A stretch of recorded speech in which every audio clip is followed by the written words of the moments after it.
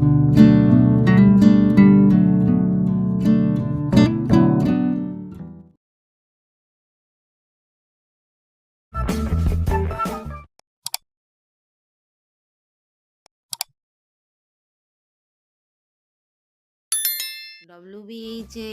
Test paper 2025 এডুকেশানের SAQ solve নিয়ে আজকে আলোচনা করব।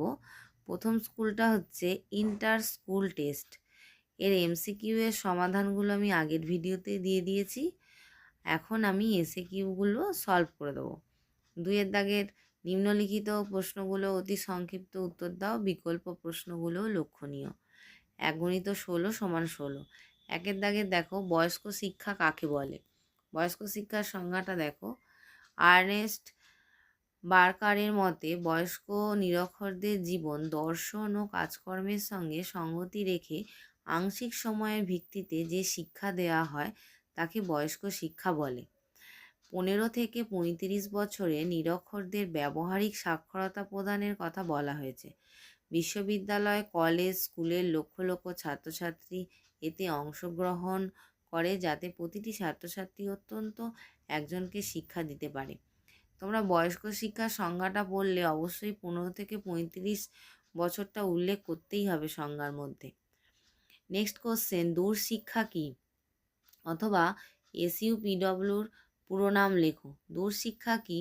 দূর শিক্ষা হলো এক বিশেষ ধরনের নিরবিচ্ছিন্ন শিক্ষা পদ্ধতি যেখানে সরাসরি শিক্ষক শিক্ষিকার সঙ্গে যোগাযোগ থাকে না, কোনো বক্তৃতা পদ্ধতির প্রয়োগ থাকে না। এক্ষেত্রে ইলেকট্রনিক্সের মাধ্যমে বা ছাপানো কাগজের সাহায্যে দূরে শিক্ষা ঘটে। শিক্ষকের দ্বারা পরোক্ষ নির্দেশনার মাধ্যমে উন্নত প্রযুক্তির সহায়তায় শিক্ষার্থীদের সঙ্গে শিক্ষক শিক্ষিকার সংযোগ ঘটে। একে বলে দূর শিক্ষা, অর্থাৎ ডিস্টেন্স এডুকেশন। উদাহরণগুলো একটু দেখে নাও। এবার এসইউপিডব্লিউর পুরো নাম দেখো, socially useful productive work. Next question, অন্তর্দৃষ্টিমূলক শিখন কাকে বলে? উত্তর, গেস্টালবাদীদের মতে প্রাণী যখন কোনো বিষয় বুঝতে চায় তখন খণ্ড খণ্ড হিসেবে না দেখে বিষয়বস্তুকে সামগ্রিকভাবে প্রত্যক্ষণ করে। অর্থাৎ অন্তর্দৃষ্টিমূলক শিখন হলো কোনো বিষয়ের সমস্যামূলক সমাধানের সামগ্রিক প্রতিক্রিয়া। সমস্যামূলক এই পরিস্থিতিতে হঠাৎ করে উদ্বুদ্ধ যে প্রত্যক্ষণ গেস্টালবাদীগণ অন্তর্দৃষ্টিমূলক শিখন বলে ব্যাখ্যা দিয়েছেন। অথবা দেখো, এসইউপিডব্লিউ এর কোন কমিশনে উল্লেখ আছে? কোঠারি কমিশন। নেক্সট কোশ্চেন, শারীরিক প্রতিবন্ধী শিশুদের 2টি শ্রেণীবিভাগ উল্লেখ করো, অথবা NLM এর পুরো নাম লেখো। উত্তর দেখো, শারীরিক প্রতিবন্ধী শিশু প্রধানত 3 প্রকারের। এর মধ্যে 2টি হলো জ্ঞানেন্দ্রিয় প্রতিবন্ধী এবং বাকযন্ত্রের ত্রুটিজনিত প্রতিবন্ধী। অর্থাৎ এখানে 2টি শ্রেণীবিভাগ। NLM দেখো, ন্যাশনাল লিটারেসি মিশন। ইউজিসির পুরো নাম হচ্ছে university grant commission. Puzzle box কি? অথবা NCRH-এর পুরো কথাটি কি? NCRH পুরো কথাটি কি? পরীক্ষাতে দেখো আরেকটাও কোশ্চেন ওখানে দিয়ে দিচ্ছি, NCERTর পুরো কথাটি লেখো। এবার পাজল বক্স কি দেখো, মনোবিদ থর্নডাইক তার পরীক্ষার সমস্যামূলক পরিস্থিতি সৃষ্টি করার জন্য বিশেষ এক ধরনের যান্ত্রিক উপকরণের ব্যবহার করেন, যাকে তিনি নাম দিয়েছেন পাজল বক্স।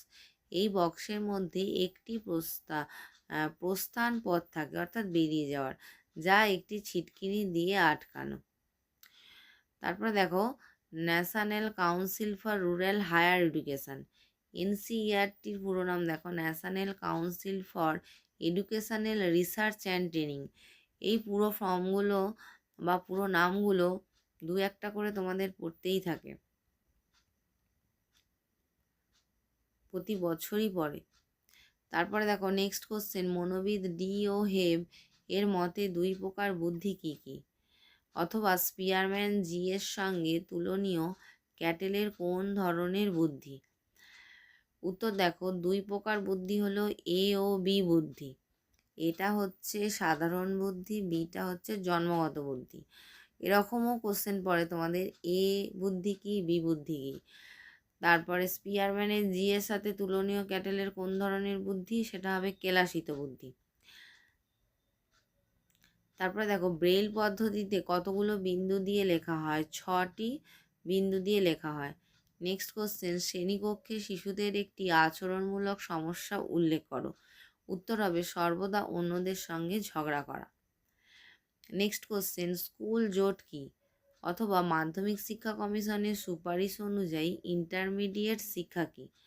স্কুল জোট দেখো, কোঠারি কমিশনের প্রস্তাবে একই অঞ্চলে পাশাপাশি কিছু সংখ্যক স্কুল নিয়ে যে জোট গড়ার কথা বলা হয় তাকে স্কুল জোট বলে। আর দেখো পরের কোশ্চেনটা, মাধ্যমিক শিক্ষা কমিশন অনুযায়ী পূর্বে শিক্ষা কাঠামোর মধ্যে উচ্চ মাধ্যমিক এবং স্নাতক স্তরের মাঝে যে 2 বছরের শিক্ষা স্তর ছিল সেটিকেই ইন্টারমিডিয়েট শিক্ষা বলা হয়। এখান পর্যন্ত লিখলেও তোমাদের 1 নাম্বার দেবে, তবু তোমাদের বোঝার সুবিধার্থে আরেকটু আমি লিখে দিয়েছি। তবে পরবর্তীকালে কমিশনের সুপারিশকে বলা হয় সুপারিশে বলা হয় যে প্রচলিত ইন্টারমিডিয়েট শিক্ষার লোভ ঘটিয়ে যে স্তরের প্রথম বছরটি যুক্ত করতে হবে উচ্চতর মাধ্যমিক বিদ্যালয়ের সঙ্গে এবং শেষের বছরটি যুক্ত করতে হবে 3 বছরের ডিগ্রি কোর্সের সঙ্গে। নেক্সট কোশ্চেন, থর্নডাইকের দেয়া ব্যবহারের সূত্রটি লেখো, অথবা থর্নডাইকের দেয়া ফল লাভের সূত্রটি লেখো। দেখো ব্যবহারের সূত্র, থর্নডাইকের দেয়া ব্যবহারের সূত্রে অথবা অভ্যাসের সূত্রে বলা হয়েছে যখন সব কিছুই ঠিক থাকে, উদ্দীপক ও প্রতিক্রিয়ার সংযোগ স্থাপনের পর যদি বারবার অনুশীলন করা হয় তখন সংযোগের শক্তি বাড়বে এবং শিখন শক্তিশালী হবে। অথবা কোশ্চেনটা দেখে নাও, শিখনের ক্ষেত্রে উদ্দীপক ও প্রতিক্রিয়ার সম্বন্ধ স্থাপনের ক্ষেত্রে যদি সুখকর ও তৃপ্তিদায়ক ফল পাওয়া যায় তবে সেই সম্পর্কের বন্ধন দৃঢ় হয়, আর যদি ওই সংযোগ স্থাপনের মাধ্যমে বিরক্তিকর ফল পাওয়া যায় তবে সেই সম্পর্কের বন্ধন শিথিল হয়। নেক্সট কোশ্চেন, অপারের অনুবর্তন কি, যেসব প্রতিক্রিয়ার নির্দিষ্ট উদ্দীপক নেই তাদের বলা হয় অপারেন্ট বা সক্রিয় অনুবর্তন। আচ্ছা, গেস্টাল মতবাদ কি, গেস্টাল শব্দের অর্থ প্যাটার্ন বা আকার। কোহলার, কপকা ও এখানে হচ্ছে ওয়ারদাইমার, তোমরা ওয়াদিমারও বলতে পারো, এই 3 জন বিখ্যাত মনোবিদদের মতে প্রত্যক্ষণ বা সমগ্র পরিস্থিতিকে পর্যবেক্ষণ করে প্রাণীর সমস্যার সমাধান এবং শিক্ষা লাভ করে। এই মতবাদকে বলে এই মতবাদকে গেস্টালবাদীদের শিখন তত্ত্ব বা গেস্টাল মতবাদ। অথবা এর পুরো কথাটি কি, সর্বশিক্ষা অভিযান। WWW এর পুরো কথা লেখো, world wide web. Next question, ভাষা গবেষণাগার বা ল্যাঙ্গুয়েজ ল্যাবরেটরি কি। উত্তর, যে প্রযুক্তিগত কৌশল ভাষা বিশেষ করে বিদেশি ভাষা শিক্ষার ক্ষেত্রে ব্যবহার করা হয় তাকে ভাষা গবেষণাগার বলে। নেক্সট কোশ্চেন, অথবা পরিসংখ্যা বহুভুজের যে কোনো একটি সুবিধা লেখো।